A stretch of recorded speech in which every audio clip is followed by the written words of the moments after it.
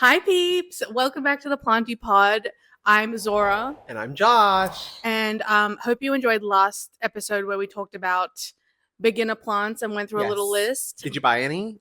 Let us know. We want to hear. We want to hear. But today we do have to talk about something, which is Fungus gnats. Probably the most common plant pest that occurs in a beginner plant person's journey, and that gets some plant people to just not be plant people. Yeah, definitely my first hurdle as a plant parent was fungus gnats. Yeah. And I feel like a lot of people have the same thing. Yeah, definitely the most common.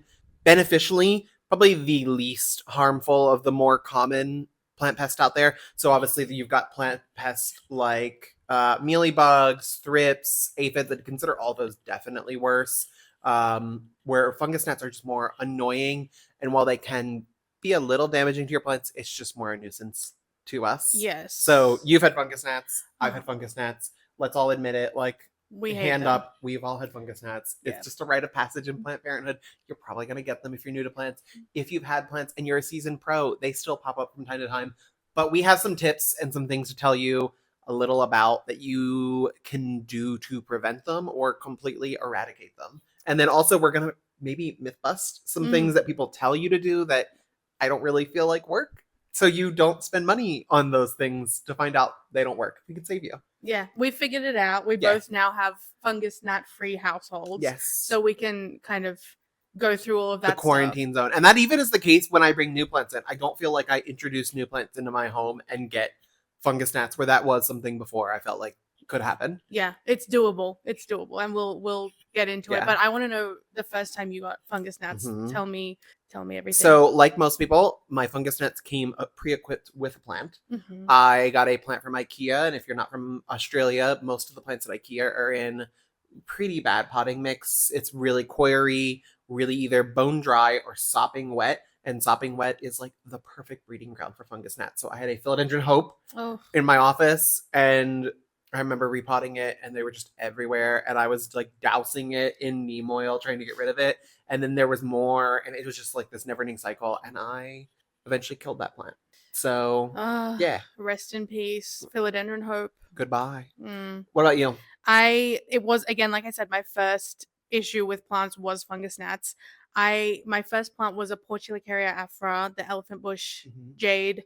It was in a pot with no drainage hole, like a ceramic pot, no drainage hole, and I had just put Bunnings potting mix straight into it and then the plant, and I was like, this seems right. It says indoor potting mix. Cut to like 2 days later, and I've watered it, and it's like the soil is sopping wet and there's like a swarm of flies. And it was like, I felt a little bit like down about it. I was like, wait, is this hobby not for me?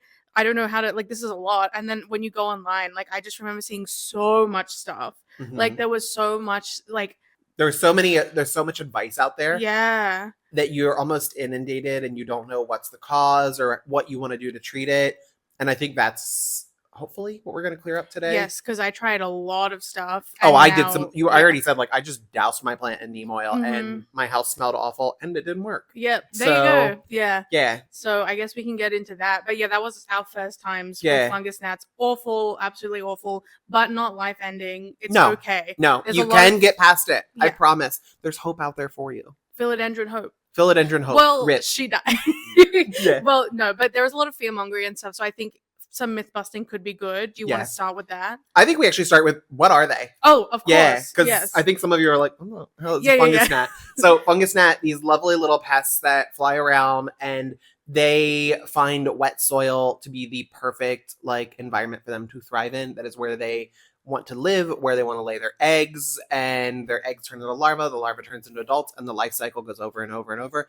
A full fungus gnat life cycle is quite short, but it's the issue of them reproducing so fast that if you have a fungus gnat situation, you can't just like get rid of the adults because there's more in the soil. So when we go into like treatments, that'll be there. The larva can like chomp on the roots of your plants, but again, I think of all the plant pests you could have, that's pretty minuscule compared to what some of the other ones can do to what's happening above the soil. So I would say what's super annoying, and I know you had this because we all do, fungus gnats are drawn to carbon dioxide. Mm-hmm. So that's why they fly in your face. And if you are near a plant that has them, you're like swatting them away and they're like going up your nose or in your mouth. And you're like, this is disgusting.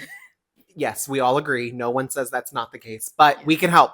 We can. We can definitely help. Yeah. So let's talk about what we don't recommend. Yes. Because you've got some things you've probably tried. I've got some things I've definitely tried. Yeah. So what have you tried that you give like the no seal of disapproval? Yeah, definitely. When you go into like online and you look it up, you see the most wild stuff. One of them was like putting your soil in the oven or in the microwave. I used to bake mine outside because I was like, my oven's too little. So I'd put it on a tray that I found in our trash room. Oh my God. And literally let it just sit in the sun.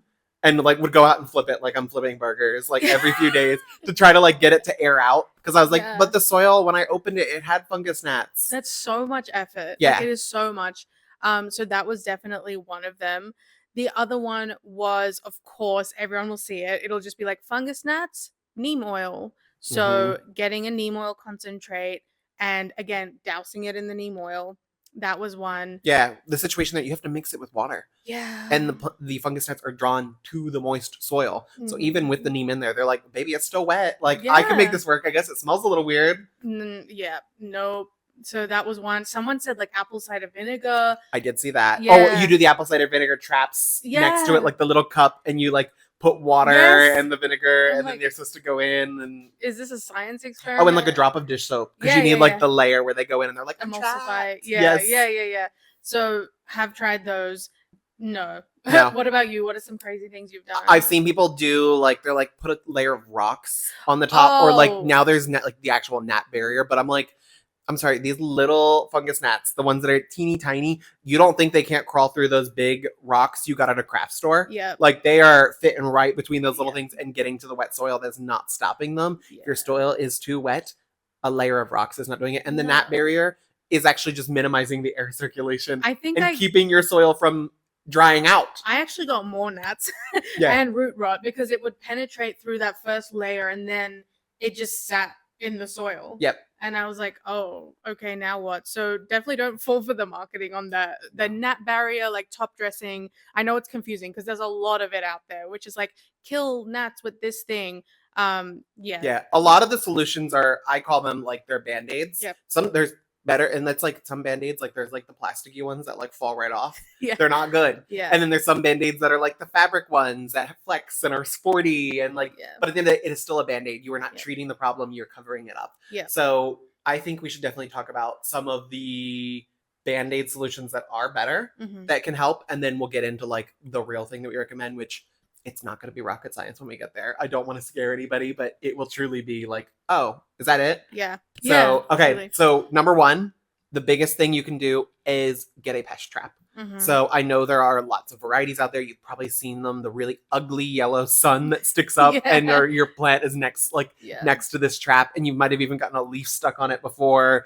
I don't recommend those. Mostly because they're plastic and they're kind of ugly to look at. Yeah. So we have the wild ones that go on the inner rim of your cover pot, or you can put them on the inner rim of your nursery pot if you have enough depth. And they're also the wrapper themselves and the trap itself is fully home compostable. So a really, really good option if you want to help get rid of the adults to minimize the cycle. No one likes those ugly no, you buy like you're like, here's my beautiful variegated whatever plant. Yeah. Oh, sorry, let me hide the graveyard of gnats in front of it. Literally, I'm like, okay, this is a little cemetery. Yeah. So that's a good one because I feel like that was the first port of call that we all went to. We're like, oh, now I have to look at this big yellow thing, and it's like a sun. I'm like, that doesn't make it cute. It actually just looks even more disgusting now. Yeah, when they try and make it like a cute design, appreciated. But maybe not. It's still got dead living organisms. The vibe that we're going for. The second band-aid solution would be neem meal, which we do have at the store. It can help if you're not ready to kind of repot your plant, which we'll talk about in a second. But sometimes people don't really know. So we do sell it. You can put like a teaspoon, half a teaspoon over your mix. And less is definitely more. Yeah. Yes. Agitate it with like a chopstick or like something you can, we have tweezers at the shop. And then you can water that through. You can add it into your mix as well. It is very nutrient dense. So sometimes it has a bit of...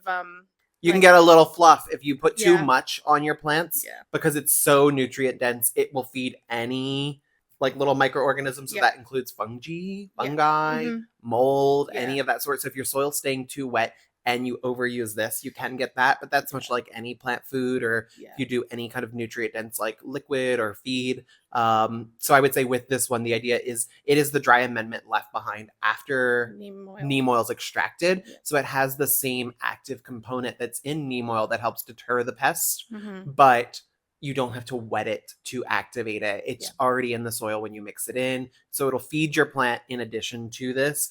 Do I think it's like an end-all be-all solution? No, it's part of a package you could do. I think if you're not going to do the last step here that I recommend, you could do the neem meal and the traps together. I know we've got a bundle of those on the site, but those two together will help minimize your plants from being hospitable to these fungus gnats, but also it's going to help capture any of the adults. So it's like minimizing 2 parts of the cycle instead of 1.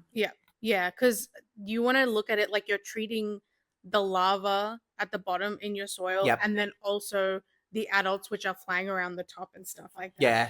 This isn't really a band-aid, but something that might get confused with it that we don't recommend are neem oil sprays. Yes. No. Yeah. A lot of people are like, I need neem oil. So they'll come in and they'll see, like here in the shop as an example, we have the Plant Runner neem oil spray, the We the Wild Leaf Shine that has neem oil. Both of those are foliar cleaning sprays. They're designed to clean the leaves, but some people will see the neem and be like, so I just like spray this on the soil. That would be very expensive and very unproductive. You would get very, very little benefit or result. So I don't recommend that. Buy them if you want pretty leaves, not for fungus gnats. No, that is more of a cosmetic. I mean, there are obviously benefits. You can clean your plant. And then it can have the better oxygenation, better photosynthesis. It's not a pest treatment. Well, not for them at least. I would say like if you've got mealies, neem meal as an example applied could help topical mealy bugs, but I wouldn't recommend it for fungus gnats. It's like not it's a not doing systemic a thing No. whatsoever. So so those are our band-aid solutions, I guess. What's the big one? The big one, get ready, rocket science, here we go. Repotting it into a chunkier mix, an aerated mix, which we obviously have Chunky and Funky created by Josh at the shop. Like literally life changer. Our best-selling product. Literally Yeah. our best-selling product here. And the thing people most reorder from us both online and in the shop. For a good reason. You'll never go back. It's truly like life-changing, because if you repot your plant, because some people will be like, okay, maybe I need to repot, but then they'll put it back into that same bag mix. And sometimes you'll go to Bunnings and like you get one of the bag mixes. Have you ever, I have to jump in, have you ever done the slap? I feel like you walk down the potting mix aisle and you like slap the bag. We're all just like drawn into it. And then the fungus gnats fly off of it and you're like, what the heck? No, literally, that's what I was about to say. Like you open it and then you're like, oh. Yes. Your lovely new premium plant indoor potting mix pre-equipped with fungus gnats. A very lovely greeting. You're like, thank you so much. So definitely not putting it back into the same substrate. Because that's the issue. Oftentimes. And especially when you think about the substrate plants are grown in nurseries, they're very moisture retentive because a greenhouse is really, really bright light, really warm temperatures. There's a lot of air circulation with the fans they have going there. So they need a soil that's more moisture retentive to sustain plants and to speed up their growth, to churn through inventory, which is why you often will see when plants get to big box stores or even plant shops like us, the soil cannot look great. And you're like, why is this in this? Like, why would you sell me a plant like this? That was how it was grown, but that doesn't mean that's exactly the soil that's going to best suit your home conditions. Yes. And since we're talking a lot about moisture retention and watering and conditions and things like that, the essential kind of thing to pair with your Chunky and Funky or your aerated mix is a clear pot, because that is going to be our guide to when do I water this? Because you might look at it and be like, wait, so I don't know if it is overwatered. What if they are sitting at the bottom? What if, so what we do is we have our clear pots and we take it out, we have it in a cover pot. So it doesn't mean that you just have these plastic pots that your plants are sitting in. Like I've seen a few people be like, wait, I don't want all my plants in like clear, like that. I don't want to see it. It's okay. Like you can put it in your cover pot, and that's why there's, This is not in a clear pot, but the exact thing I'm showing here where you have your nursery pot inside your cover pot. And that's again where you put those compostable traps that aren't visible on the inside. Right there. Which are really helpful. So clear pot plus Chunky and Funky, such a good combo. If you know how to control when your plant needs to be watered, and the mix is more aerated and balances airflow and moisture retention, that is going to help you create the environment that is not hospitable for fungus gnats. Yeah. So water your plants. This is my other big tip. Water your plants somewhere where they can drip dry, not in their pots, which I think is just in general the best thing you can do for plant health anyway, because they need a good flush of water. You want the water running at the bottom. You want to give them that reservoir of water for them to use by thoroughly saturating the soil. But you don't want it to be sitting in water inside a pot with no drainage, where that water is going to, through capillary action, soak up into the soil, and that soil is going to be wet for very long, and the fungus gnats are going to be like, what is this? Like, I am drawn in. If you have a saucer with water, which I know some people are like, oh, it's really hot, I just like top a little water. This is probably why I'm not a big fan of self-watering pots, because of this reason. I would say don't keep water in there. It's just going to encourage it. Unless it's drying out in a day, which there's other issues there. You probably need to repot to a bigger size. Your root system is probably so big it's drinking that water so quickly. I don't think you should be putting water in the pot or anything. A lot of people ask us about bottom watering. Same thing. If there is water, if there's a reservoir, a plant is going to want to drink it, even if it needs it or not. It'll take that water to somewhere where it's dry. Yes. And if your plant, let's say it's 10 centimeters tall, but the bottom 5 centimeters are wet and the top 5 aren't wet, if it's sitting in water, it will keep pushing water all the way right up to the top layer. Yeah. The amount of times that someone has brought in a pot and they're like, I don't know what's going, like a plant, they're like, I don't know what's going on, like, can you repot it? And we take it out and there's like a reservoir of water, and we're like, okay, we can start here. Like, that makes sense. When the potting mix is dry, you can see, okay, it's time to flush it.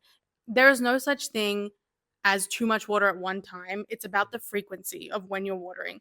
You want to flush it. You want to flush the minerals. You want the water to be like watering it until it's running out of the bottom of the drainage holes. Yeah. And then, like Josh said, putting it somewhere where it can drip dry. If you're going to water it like at nighttime, just leave it overnight, like in a sink, in the shower, wherever you water it. Yeah. It's just, you want to give it at least, I think, 30 minutes. Bigger plants, longer. Smaller plants, less time. And then you can pop it back in its cover pot and all is well. Yeah. Yeah. I feel like we did that. Yeah. Was that fungus gnats? Let's do a little recap for you if you're still here. Yeah. So Band-Aid options, I would say you can do pest traps. You can do neem meal. And then big thing, if you want to actually treat the issue, consider the repot. If you're going to do the repotting work, consider doing something chunky and consider switching over to a clear pot so you can really keep an eye on that moisture level. Things not to do: no more neem oil soaks. We're done that. We're not top dressing with rocks or a little gravel. What else are we not doing? We're not spraying neem oil spray on soil. No, we're not putting things out in the oven or in the sun. No, we want life to be easy. So obviously, Chunky and Funky, we've got it here. We ship Australia-wide, except Tassie, WA, or Northern Territory, just because it's organic matter. I don't want to get in trouble with your local governments by shipping organic matter over state and territory lines. I'm so sorry. But take a note of what we do and how we make it, and consider making your own version of this soilless option. And if you want to grab those or any of the other treatments or anything we mentioned in the pod, Planti Pod 10 gets you 10% off your first purchase at Planti Peeps. Yay. So you can take care of yourself and get rid of your fungus gnats. Yeah, we have a bunch of things to kind of address that. We've got a gnat, like, goodbye fungus gnats. Farewell fungus gnats. Farewell fungus gnats. It felt a little more glamorous. Yeah. Goodbye is a little like, farewell fungus gnats. Yeah, we've got stuff. Use the discount code. If you watch this far, you deserve it. 100%. Yeah. So I think that's it. Like, that's it, Diva. Yeah. We did that. Well, if you get any questions, leave them in the comments. Let us know what you want to see. We're happy to help and continue on.